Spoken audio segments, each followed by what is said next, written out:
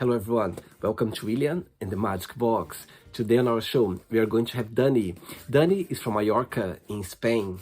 So let's see what Dani has to say. Enjoy the interview. Hello. Hello. Hello, Dan. How are you? I'm pretty good, and you? I'm very well. Thank you so much. Should I call you Danny or Dan? However you want it, actually. There were some people that call me Danny, and there are people that call me Daniel. Actually, my mom calls me Daniel when she's angry, so don't call me that. But Dan, it's fine. Yeah, Dan, it's fine. Okay, I'll call you Danny then. So how's your day been so far? It's been good. It's been good. This morning was a little crazy, Monday mornings. But yeah, everything's been fine. How about you? It's been good as well. Yeah, I had a long day today. I went to work and I came back home. I had something to eat, and I'm doing some interviews. And after that, I might do a little bit of editing, and I'm going to go to bed. Oh, wow, busy day. Busy day, yes. Busy Danny, day. tell me, where are you from? I'm from Spain. I'm currently living in Mallorca. I don't know if you ever heard about that. Yes, I have. But I'm originally from the south of Spain. I'm from Sevilla. Sevilla. Okay, Yeah. and why did you move to Mallorca? Oh, good question. I moved to Mallorca because of love, because I fell in love with a guy here. And I just finished my degree in Sevilla, and I just decided, since I didn't have any job there, I decided to come here and live together. But I guess, like love finished, came to an end, and I just stay here. Wow. At least you are still happy in Mallorca, at least. That's what matters. Yeah, I'm okay here. It's just like, when you live in an island, sometimes you get too comfortable. And at some point you kind of want to move forward and do something different. But at the same time, you're like too comfortable here that you don't want to leave. So I'm kind of torn between those two right now. Wow. And what's the best part of living in Mallorca, in your opinion? The weather. The weather, yeah, and the possibility. I mean, I have the beach like 15 minutes away. Wow. Lucky Great. you. Yeah. And what's the most challenging part? The most challenging part of living here, I would say it's people. Yeah, Mallorcans are like kind of close-minded, and they're like, it's kind of difficult to get into a social group of Mallorcan people. Okay, I Yeah. see. And how long have you been living there for? 9 years already. Oh, wow, 9 years. Oh, wow, amazing. And what do you do for living, Dani? Well, right now I'm not doing, I'm unemployed, but I've been working as an academic coordinator like for so many years, till COVID came along, and then, like everything happened and companies started like just deleting people out of their team. And that's kind of happened to me. So right now I'm just, I'm getting paid I have unemployment benefits, and I'm just looking for something else. Amazing. And you want to carry on the same field as well as you're doing before, the same job? I'm open to anything, actually. I would love to keep being a teacher, but if I find something else, it's just, I'm okay with it too. Amazing. Very good. Okay, Dani, are you ready to go on a beautiful journey through your memories life and to share your point of views? Okay, good. Welcome to William and the Magic Box. So I have here my best friend.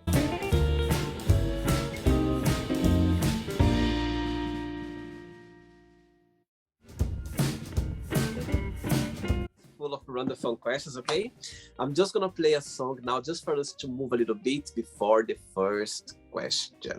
Okay, All right. Let's do it.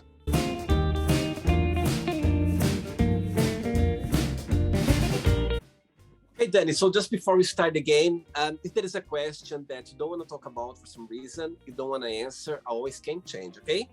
All right, perfect. Very good.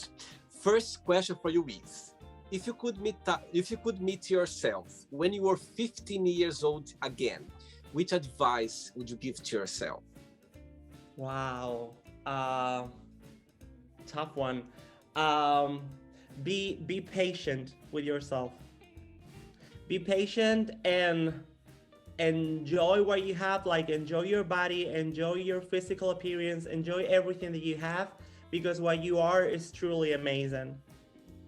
Wow, good one. My goodness, I wish I knew that at 15 years old. Yeah, I guess it's something that everybody should know when you're a teenager, but since you're a teenager, you're very vulnerable, so you never know that.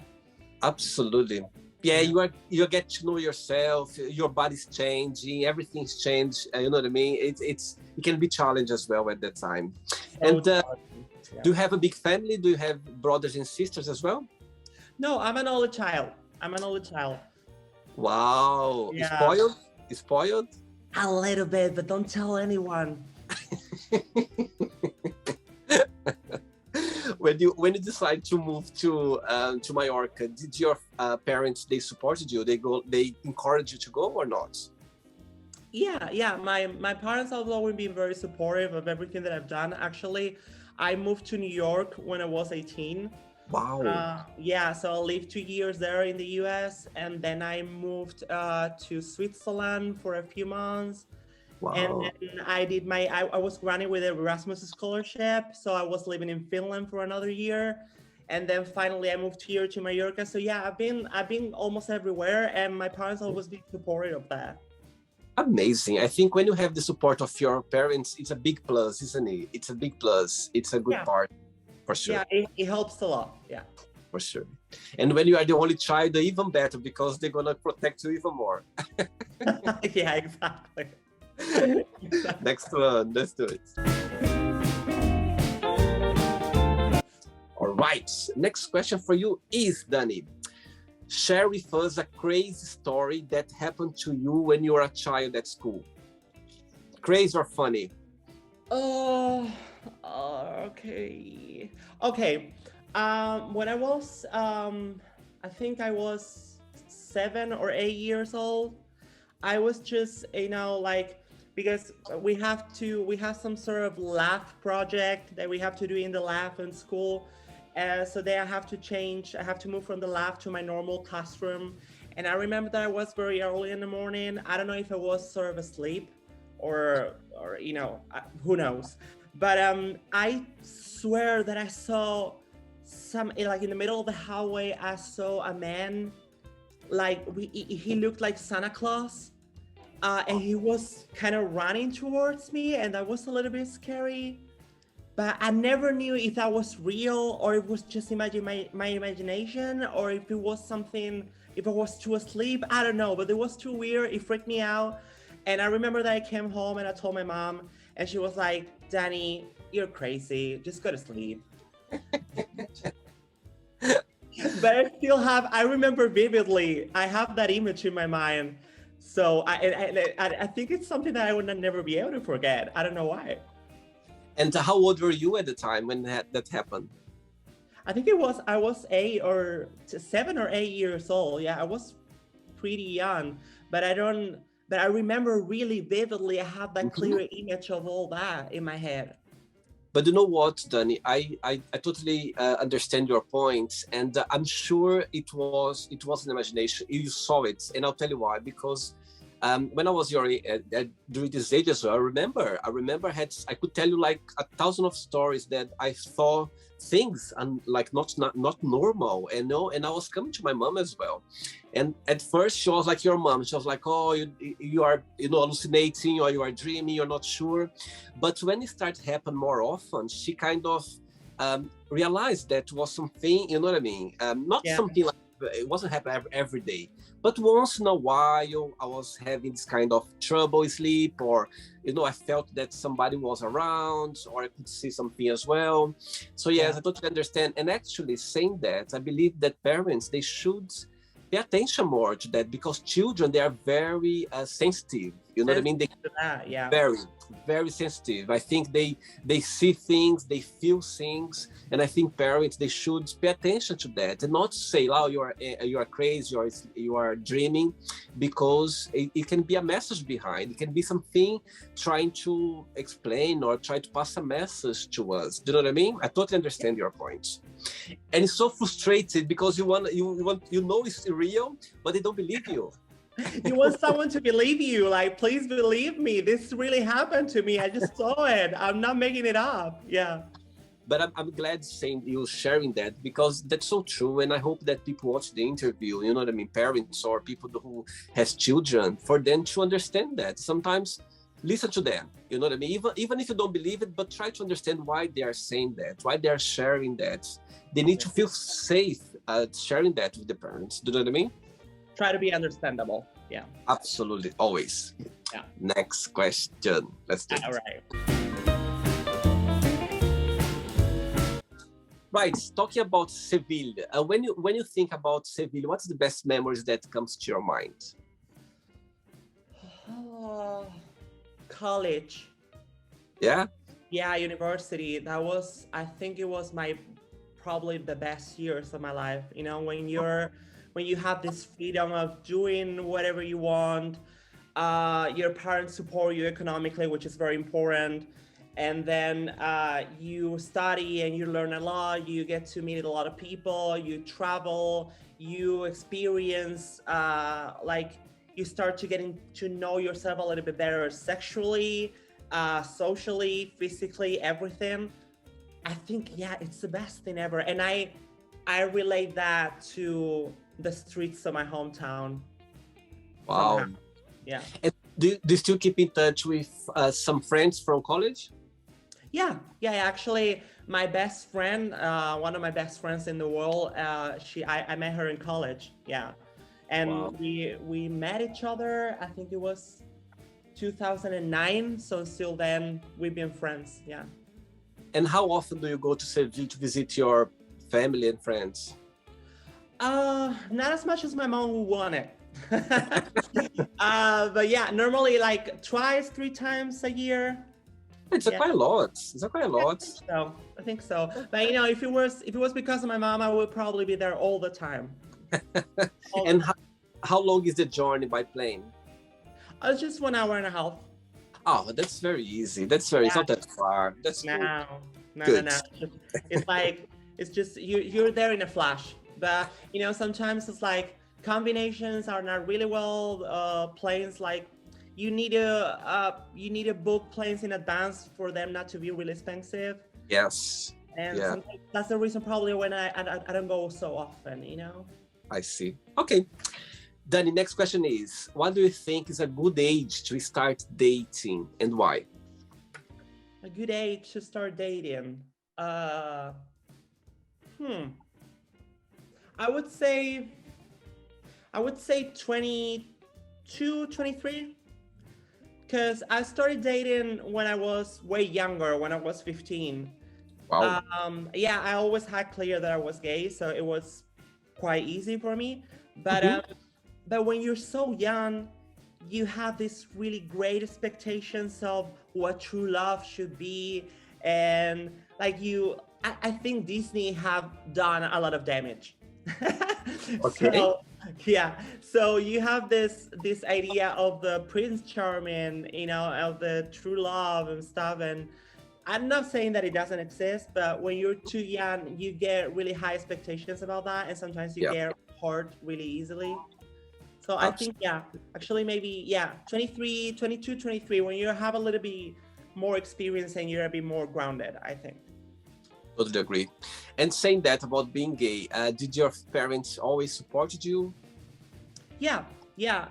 My mom was, actually it was kind of funny because my mom came to my room one day and she said to me, "Hey, Danny, I have something to ask you." Like she was whispering, like if it was a secret.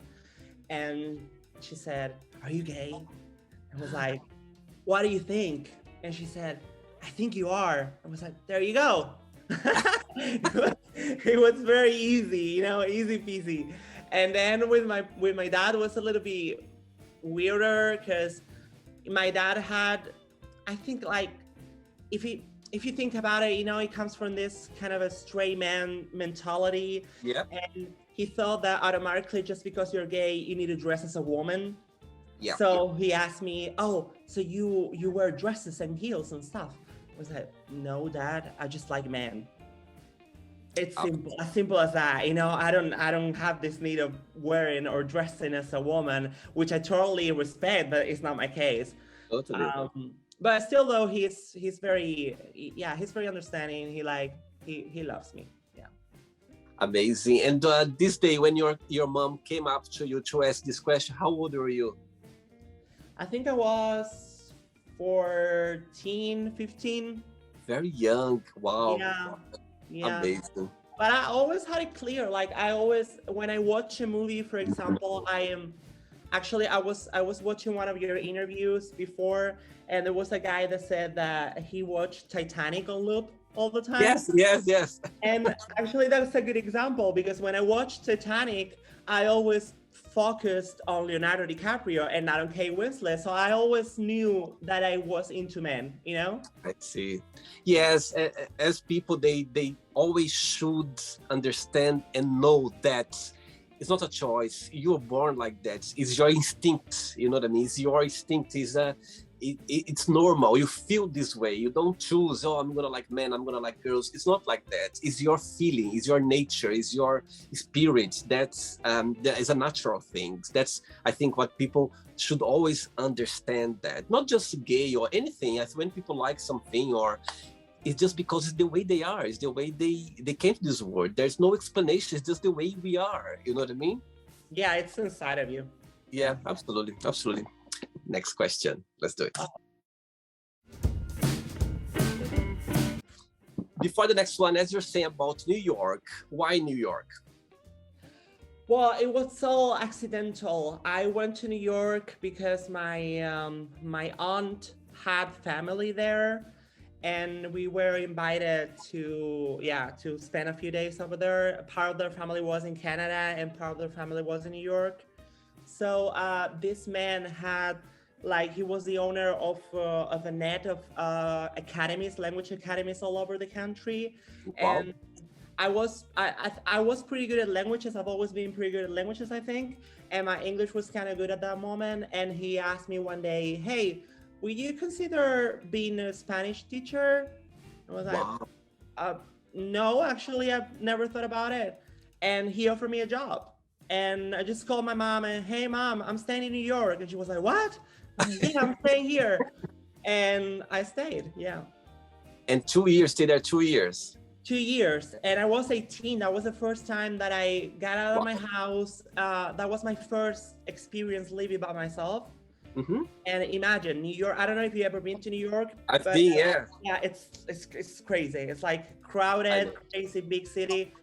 And just with 18 years old, I didn't know what to do. I didn't know what to expect. I didn't know myself. So it was hard, but at the same time, it was fun and interesting. Yeah. Absolutely. And I'm sure you have some friends from that as well. You made some friends for sure. Yeah. I have some friends living there, and many of my friends were not even from New York, were from other countries, from Brazil, South America, a lot of places in South America. But yeah, some of them were from the US, and they're still living there. So sometimes I go visit them. Amazing. Cool. Yeah. Next question is, what is your all-time favorite band and why? Spice Girls. Spice Girls, come on. Who doesn't like Spice Girls? Totally agree. Wannabe is a hidden. It's something that everybody, I think, at some point have listened to. I grew up with that. Yeah. Which one is your favorite? My favorite song? No, the favorite song and the favorite member of the Spice Girls. My favorite song, definitely Wannabe, and my favorite Spice Girl, I think it was Mel C. Yeah, and I like the kind of, the gymnastic stuff, the style kind of thing. Yeah, I love that. And I love the tattoo. She had a tattoo here. It was like a band here all over her arm. I was totally obsessed with that at that moment. We love Spice Girls. Yeah. Next question.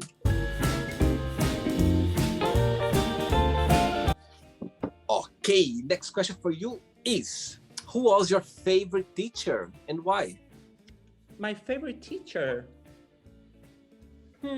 I met a teacher. I think my phonetic one. I had a phonetic teacher when I was in college, and she was unbelievable. She made me love English. She made me love different accents and different pronunciations. And one thing that I learned about from her, it was that there's no accent that is more correct than the other, and no variety that is more correct than the other. Like, because when, especially here in Spain, I don't know in other countries, but when you learn English here, they teach you like the British one.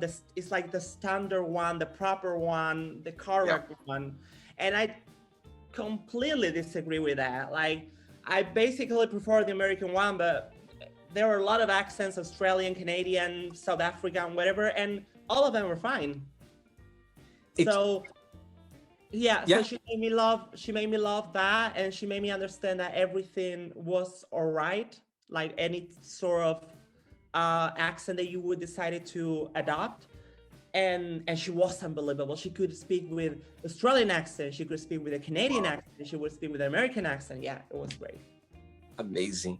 It's interesting you're saying that, because back in Brazil, we tend to learn more the American English. It's so rare can you find a British, like English British language, like with British accents. The big cities like São Paulo, Rio, you can find, but so where I come from, it's more American accents. Interesting. I guess because of the influence, right? Because it's kind of closer. Yeah, absolutely. Yeah, I think Brazilian people as well, we tend to go to America. It's America dream, we have this tendency to go to America. Yeah.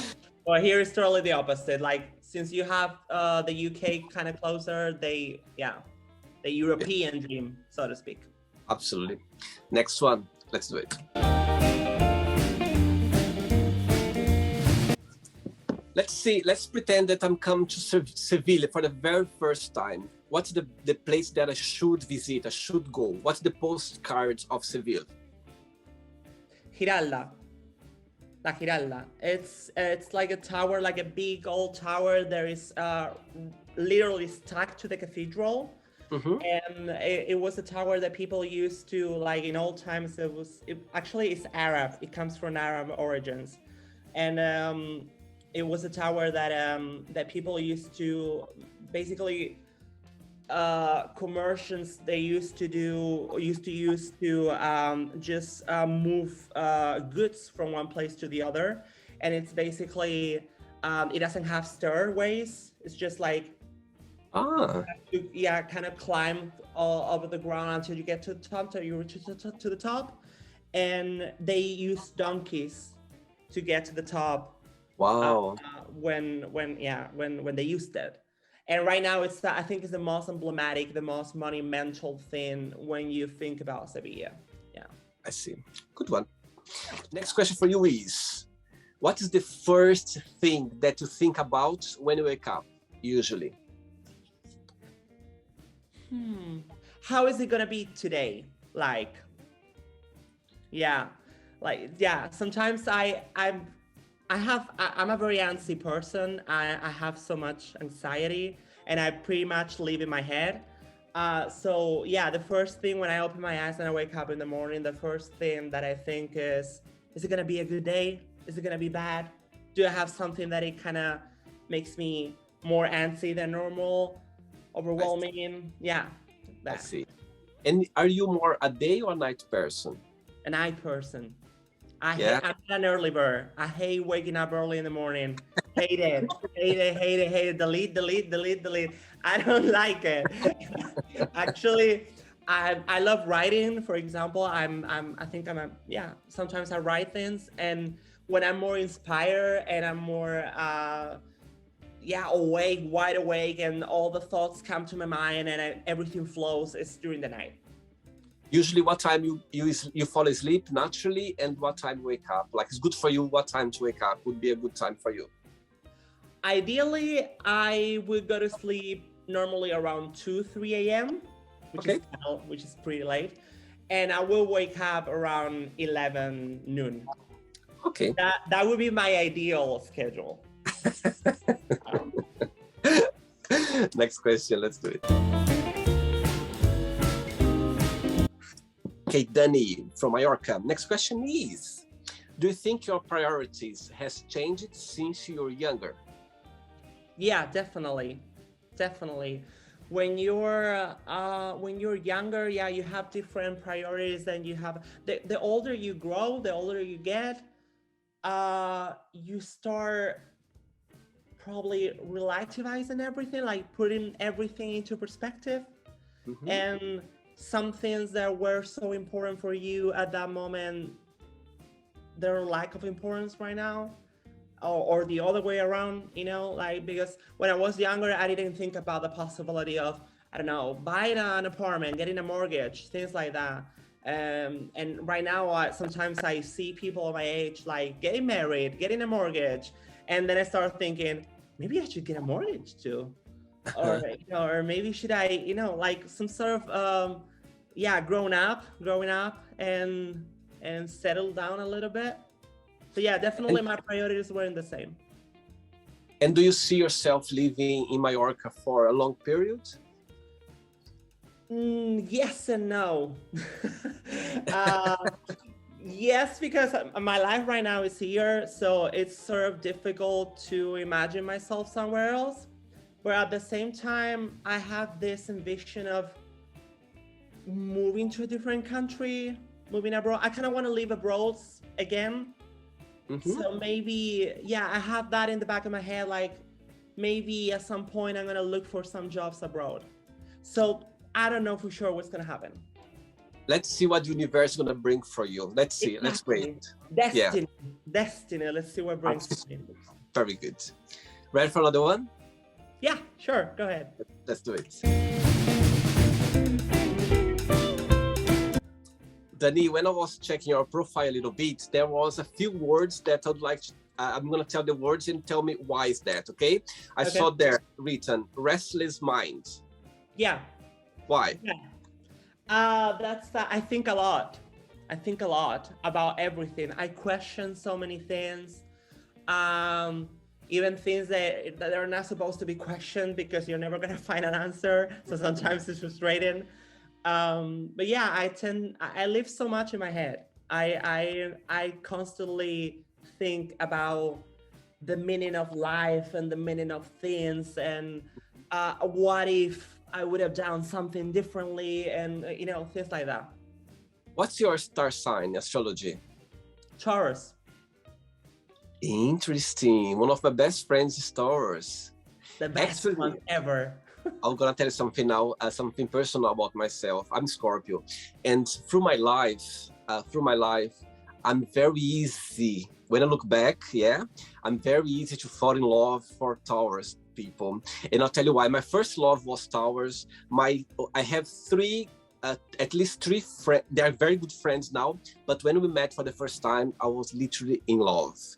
So nowadays, if I meet someone, if I ask, what's your star sign? If they say Taurus, I always be very careful because we didn't meant to be together. We become friends, but when I meet Taurus, I get very, very into it for some reason. When I look back, my story, my history in relationships, I'm very easy to fall in love with Taurus. Very interesting. Right, next word says fathers of cats. Yeah, father of cats. I have 3 cats. I have 4 before, but one of them died last November. I'm still kind of trying to get over it. But yeah, I love cats. Actually, I've always been an animal lover, an animal person. I grew up with dogs at home, and I've always had turtles and hamsters and things like all type of animals.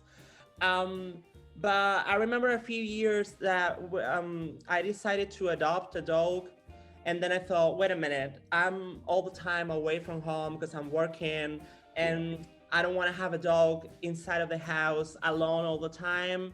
Sad. yeah, so they get sad. They normally get really like kind of bound to you. So if Yeah. you don't spend so much time with them, they get really depressed. So I thought maybe a cat would be a better option. And I adopted a cat. And then I realized the cats are exactly the same than dogs. They get depending on you, they really get connected to you. And my cats are basically like dogs. They follow me everywhere. They can notice and sense when I'm coming up the stairs, so they're waiting for me at the front door. Uh, Oh, they're amazing. They're amazing. And yeah, I'm father of cats. I wanna get older and have more and more cats. One of these cat ladies when I'm older. what their names? There are Waffles.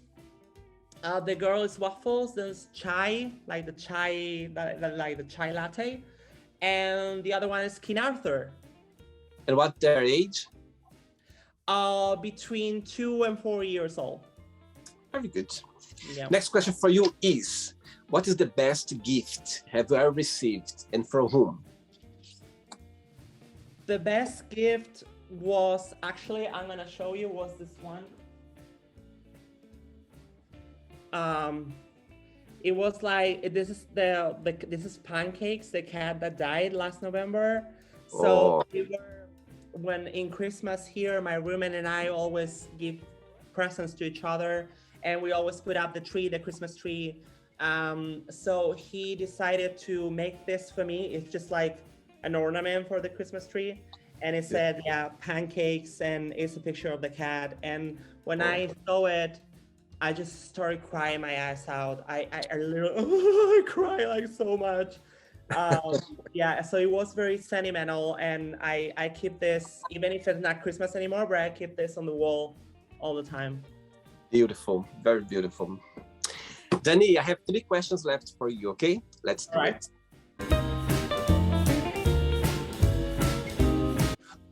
Before the next question, let's carry on with some words in your profile. The other one, sweet tooth.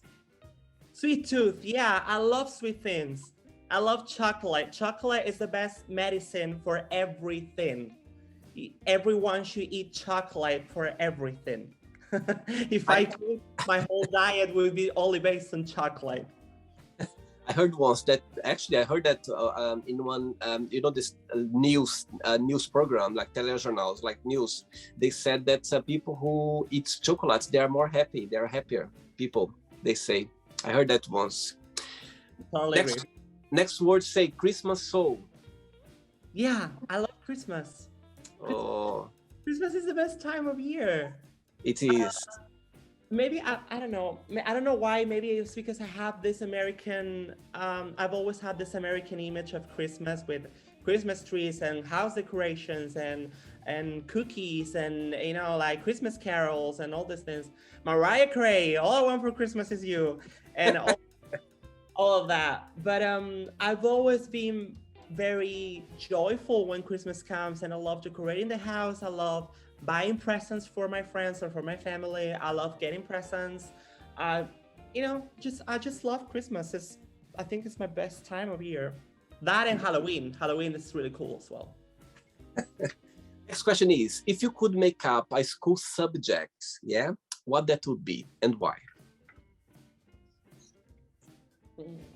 Emotional intelligence.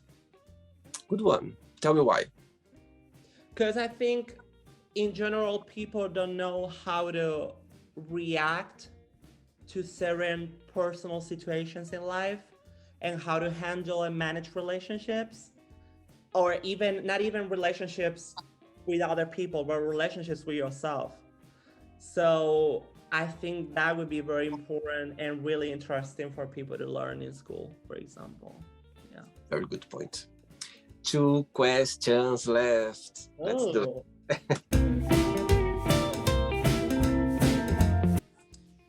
And before the next question, the last word now, pizzaholic. Pizzaholic. Pizzaholic. Yeah, I love pizza. Pizza is my favorite food ever. Like, I could eat pizza 4 or 5 days in a row. Wow. I could eat it. Wow. I mean, I don't because it's not healthy, but I would love to. Actually, every time that I travel a lot, And every time that I go to a different country, I just want to try some pizza somewhere over there to see how they make it, or to see, yeah, I love pizza. Do you like cooking? No. No. I just no. I love eating. I'm such a great eater. I love food, but I know I don't cook. My roommate cooks a lot, so it's great because he loves cooking for me and for other people. And thanks to him, I'm eating really well. But no, I basically my cooking. I would define my cooking like putting things together, but not it's not really cooking. It's just you know a salad with a steak and things like that. I'm the same. I'm the same. Yeah. I understand you very well, Dan, and I love food as well. So I totally understand your point. Yeah. Ready for the last one? Yeah, sure. Last question. Let's do it. But before the last question, through this pandemic, COVID crisis, what's the best positive impacts that brought to your personal life, and also the most negative one as well? The most positive, I think it was the people.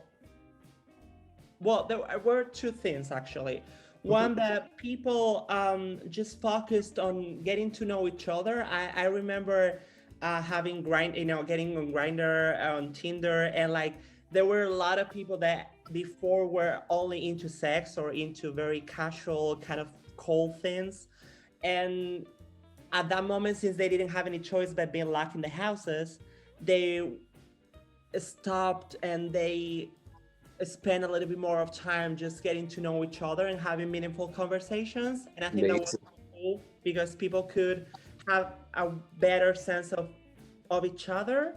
And then the second thing was that I got to know myself a little bit better. Because getting locked down all the time, having so much free time, you can get crazy really easily. And I have so much time to think about me, to think about what I wanted, to think about my life, to think about so many things. And I realized that I could spend time with myself without driving myself crazy. Let's see. Yeah. And the negative part is related to people again. Like, I just hated how there were so many people that didn't give a shit about COVID. Like, they were out without the mask on.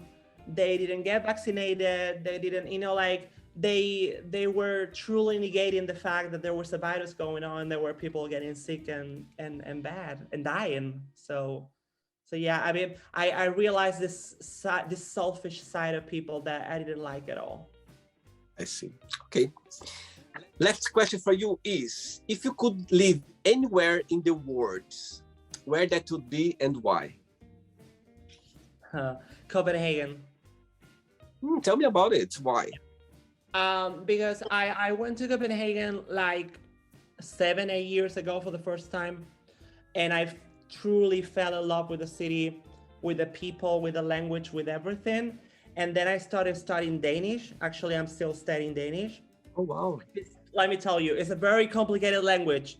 Even if they tell you it's not, it is. And since that moment, I started traveling more alone, like it's a way to connect to myself. And Copenhagen and Denmark in general has become my getaway place. So every time that I need to disconnect, if I have the money and the time, I go there and I spend a few days there by myself and trying to practice the language a little bit. And I love Copenhagen. It's just a beautiful city for just to walk. Oh. So yeah, I would live there. And saying that, what's your favorite Danish word so far? Well, there's one that it's hygge, which is basically, it doesn't have any translation. It just basically means something when something is cozy. Like, it's this concept that they have about coziness and being happy with what you have and all of that. I really like that. Actually, I have a tattoo here. I don't know if you can, no, you cannot see it probably. Well, I have a tattoo here that it says "hudai," which means enjoy yourself. Okay. And the other word that I like is "suplaiska," which means nurse. It's just nurse, but I like the way it sounds. Suplaiska. Suplaiska. Yeah, very good. Amazing. Okay, then it's not the end yet. Let's play now the word association game. Okay, I'm going to give away some words. Just tell me one word that comes to your mind. Quick thinking, okay? Okay. Oh, okay. So, I hope you are enjoying the interview. Before we do the word association game, don't forget to give a like, don't forget to share this video, and also don't forget to subscribe to our channel. Just click on the button right there. Thank you so much and enjoy the word association game. Family. Parents. Money.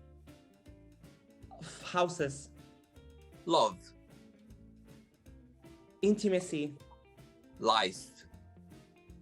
Heart thin. One word for sex. Passion. Politics. Sucks all the way. Religion. Careful. You gotta be careful. Fear.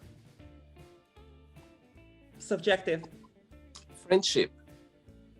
Meaningful. Important. Desire. Oh, I don't know. I don't know. Desire. Pizza. I'm joking. Yeah, pizza. Pizza. Pizza or chocolate? Well, I would say goal. Goal. Desire goal. Very good. Yeah. Regret. Forget about it. Yeah. Good. Success. Depending on what. Good one. Wish. Always go for it. Happiness. Important, but it's not a place. It's not a destination. It's a process. Like that. One word for Mallorca. Good life. One word for Seville. Hometown. How about Copenhagen? One word.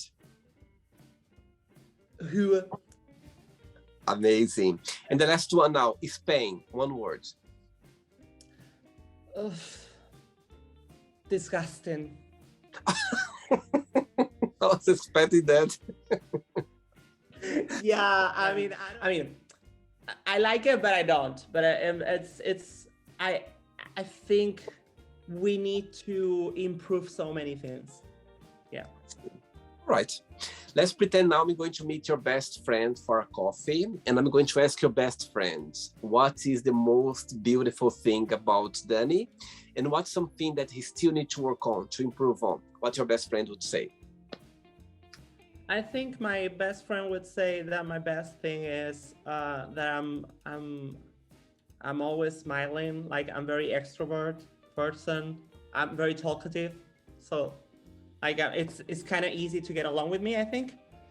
And then the thing that I will have to improve, it would be probably that I'm stubborn. Stubborn can be a good thing if go the right direction. Exactly. But in my case, I think it doesn't go the right direction. You keep your mind this way and this way. It should be this way. Yeah, I'm just go there. Yeah. I see. Do you see some improvements? Yeah, with the years you learn how to accept everyone's opinions, and I do love me a good debate. I love a good debate. When I was younger, it was like my opinion was the only one valid, and that's it. Now it's getting better. Yeah, it's just I'm starting to respect and accept everyone's point of views and perspectives. It comes with time. I think just the fact that you know that, you are aware that, is already halfway of the journey of improvement. Do you know what I mean? Yeah. Definitely. Let's play now Danny and the magic box, and you can ask me a question. But before that, let's play the music one more time. Let's do it. All right. Okay, Danny, you can ask me a question now. Okay. Actually, my question for you could be, what do you think about humankind in general? Like, when you think about human beings and humanity and the societies that we have nowadays in the world, what does it come to your mind? What is your thought about it? Good question. I love the question. Danny, I think that I think we've been raised in a society where, we need to always think differently. We being raised in a society where your way of thinking, as you say about being stubborn, but the communities are separated. They've been always not understanding as a bigger picture. I think the society taught us that the way your family or the society you live in, it's the right way of living. Is the always, and the other part is wrong, or you cannot understand, or you don't want to be involved, is always on the side. But saying that, I believe that nowadays with social media, it can be a negative and a positive thing as well. Social media, now the internet, the information is so fast, everything is so fast, so sometimes it's difficult to keep up because the information goes really, really fast. But saying that, I believe that with the information now being fast, it helps people to be more understanding. I'll tell you why. Because in the 90s, the 80s, you just had a TV where the information took so long and you couldn't see you could see what they were showing. You couldn't see the other side. You couldn't see what the real picture or the other side of the story, because that's what the only way you could see, the only way you could vision. There was just this TV they were showing. So saying that, they were showing what they wanted to show. Do you know what I mean? Yeah. But with the internet nowadays, with the information being so fast, I think the good part of it is the society, they cannot have this rule anymore, you know what I mean, of their way is the right way to be or to follow, because nowadays the information is there. If you want to know about something, you can go there and explore. You can see, it's there. It's visible. You can go there. It's easy for you to go there. So nowadays, the society are very careful to put out what they think is right or wrong, because the information is there. People, they are more educated now, I believe, regarding that. So the information before, as I said, the information would come to you just whatever you meant to be. But nowadays, no. Nowadays, people, they have the opportunity to see the other side as well of the story, you know what I mean? Which could be wrong or right, but they have the opportunity of seeing the other side, the big picture, not just what the society or, you know what I mean, they want to show you. So I believe that the humankind, I believe that nowadays people, even though I think we still need to improve a lot about kindness, but I think I have a feeling that people, they are kind. They are more kind than before. Sometimes when I walk in London, like it's a big city, or New York, I see sometimes I see people being kind to each other. Sometimes I see people like when I go to work, if somebody drops something, I can see somebody running after that to give back. I can see some people, asking for information, and people that are ready to help as well. Also, sometimes people asking for help or for money. I can see people stopping and giving some attention there. So for me, when I see that, I can see that even though the world is so fast, we are so busy with our own lives, but saying that, sometimes I feel very happy when I see people, sharing some kindness, some support, or some help somehow. It doesn't matter how, but at least, or even talking to other people as well. I remember the other day I saw this person just sitting like in the street, like I could see that this person was a bit sad, but not like crying or anything. And I saw somebody approaching and saying, "Are you okay? Are you lost? Or do you want to talk?" I felt so happy to see that, because, the person stopped whatever they was busy doing their life, but they stopped just double check if this person was okay. So I believe, as I'm a very positive person, Dani, I think that we are going the right direction. Yeah, there are a lot of to be improved. You know what I mean? There are a lot of things that we still need to learn. We still need to improve. But sometimes when I see, some kindness gestures around not just in the city, but on social media, people sharing other people's, needs or help. It warms my heart. And I believe that, I believe that we nowadays, we are kinder more than ever. Again, there's still a lot of things need to be improved, but I have a feeling that people, they are a bit more kinder than before, I think. So yeah, that's my answer to you. I think the information is out there. People, they have the opportunity to see different sides of the story. They have the opportunity to check and make up their minds, not based in one information that in the past was just given that.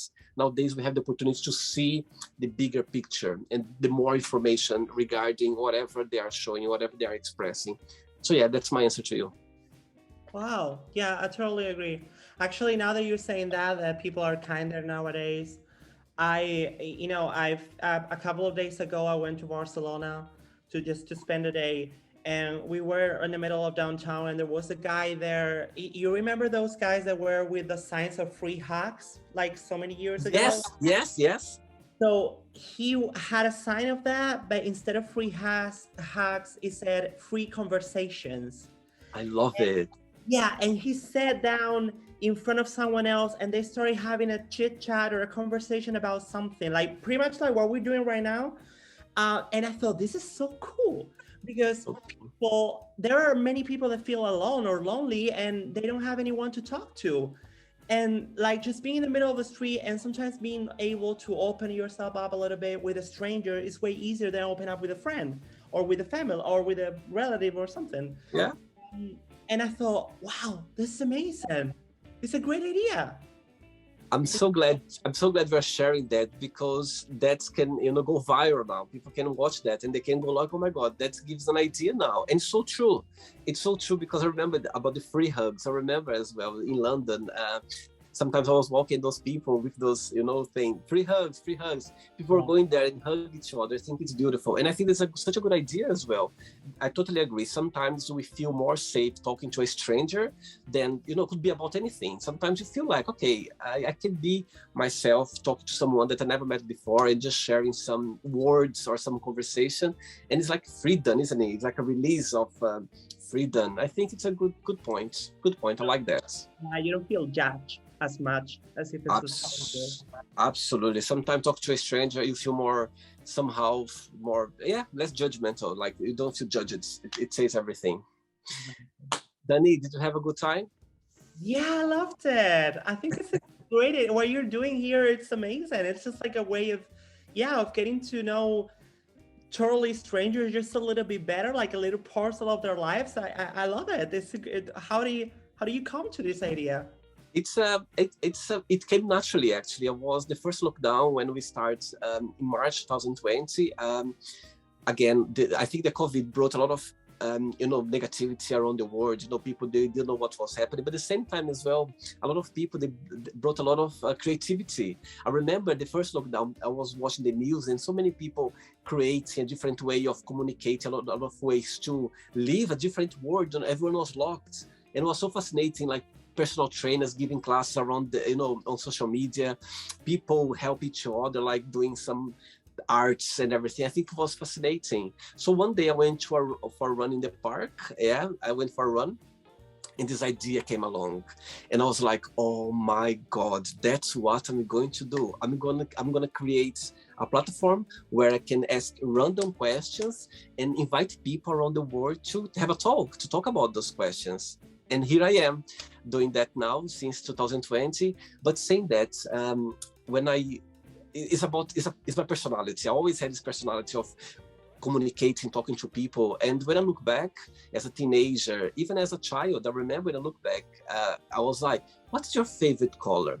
Who is your favorite teacher? So I was asking those questions, you know what I mean? Yeah. So of course, not under the camera and in a bigger proportion around the globe.